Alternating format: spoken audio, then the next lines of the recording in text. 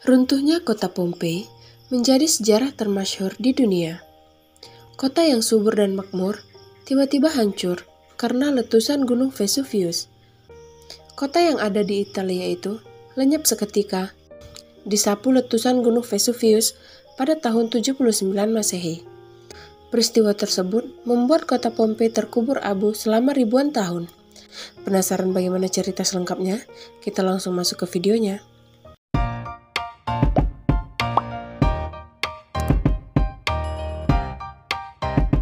Kota Pompei merupakan salah satu kota Romawi kuno yang berada di Italia atau saat ini berada di Campania, Italia. Lokasi tepat kota Pompei berada di tenggara kota Napoli, berdiri di aliran sungai Sarno atau Sarnus yang terbentuk akibat aliran lava pijar. Pada abad pertama Masehi, kota Pompei hanyalah salah satu dari sekian banyak kota yang ada di lembah Gunung Vesuvius. Luas wilayahnya cukup besar, dengan lahan pertanian yang subur.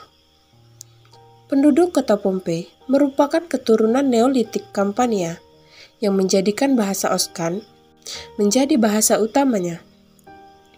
Pompei pertama kali ditulis dalam sejarah pada tahun 310 sebelum Masehi, tepatnya saat Perang Samnite kedua terjadi. Semenjak diakui menjadi warga negara Romawi, Pompei mengubah bahasanya menjadi bahasa Latin. Kemudian, Pompei diubah menjadi kota yang berarsitektur megah.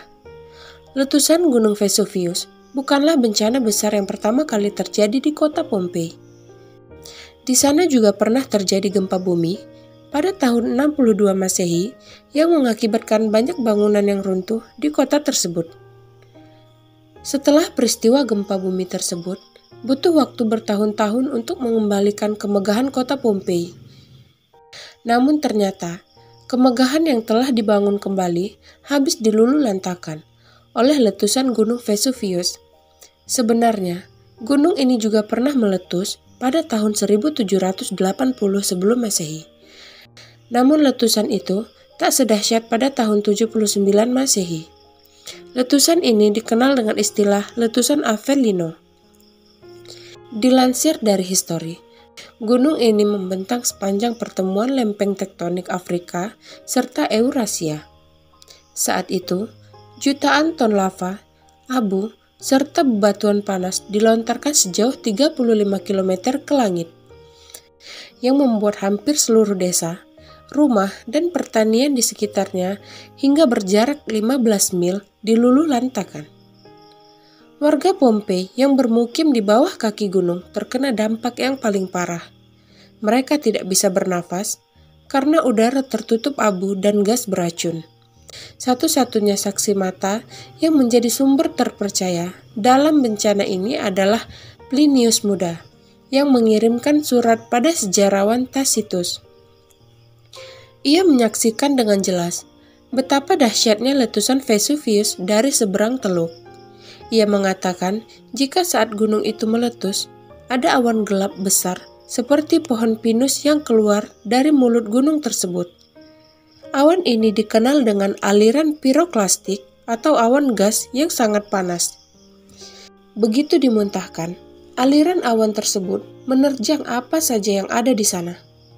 Setelah terkubur selama ribuan tahun, kota Pompei kembali ditemukan pada tahun 1748 oleh sekelompok penjelajah ketika mereka mencari artefak kuno di wilayah Campania. Selama jutaan tahun, debu vulkanik tersebut berhasil mengawetkan kota Pompei selama ribuan tahun lamanya. Diperkirakan, total korban jiwa saat itu mencapai lebih dari 16.000 jiwa. Sedangkan penduduk Pompei yang berhasil selamat terpaksa harus meninggalkan kota Pompei sampai berabad-abad kemudian. Saat itu, bangunan ditemukan masih utuh, dan arkeolog juga pernah menemukan toples berisikan roti dan buah yang seperti diawetkan karena tertimbun debu. Selama hampir 3 abad, penggalian kota Pompei terus berlanjut.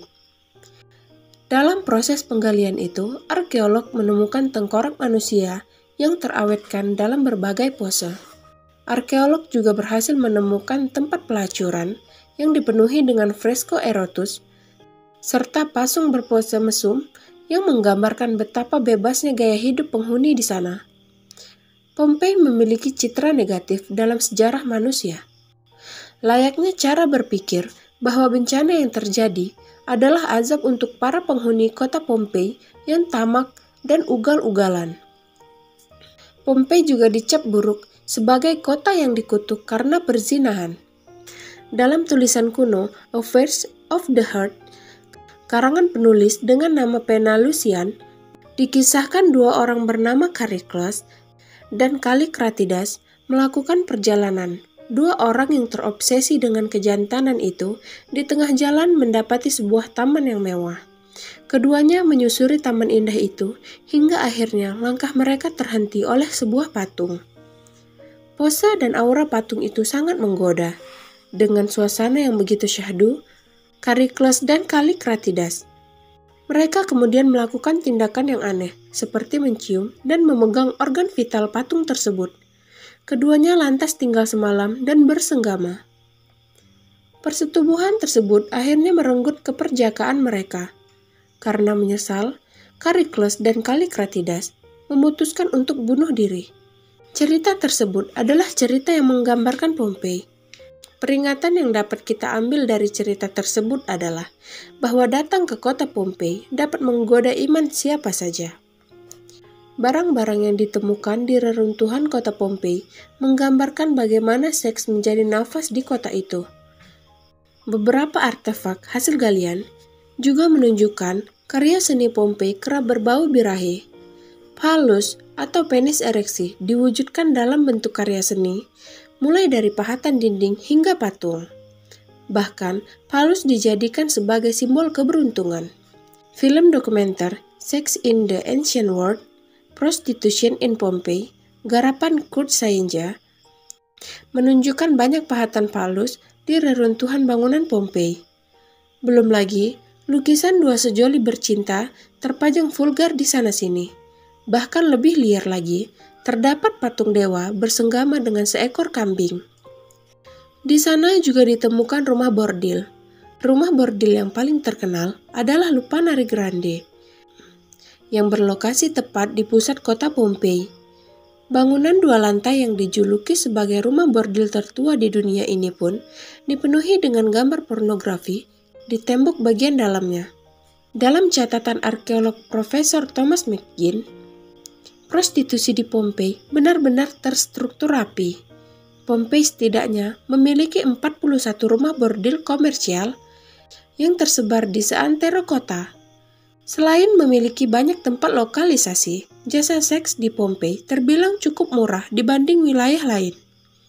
Kini, kota Pompei telah menjadi salah satu tempat wisata yang paling banyak dikunjungi nomor 2 di Italia setelah Colosseum.